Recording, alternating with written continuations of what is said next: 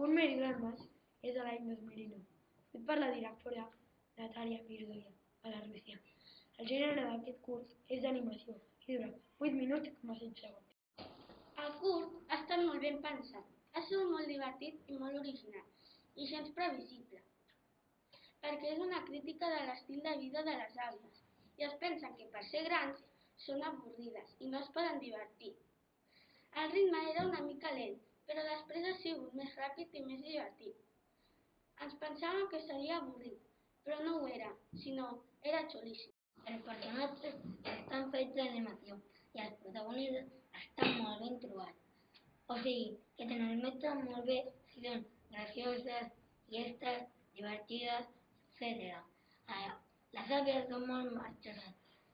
Són un tipus d'àvia que sorprenen un munt. I al gat li encanta menjar fulls, que fa que sigui graciós i que li doni una mica de suc a la història. El curtmetratge gairebé era mut.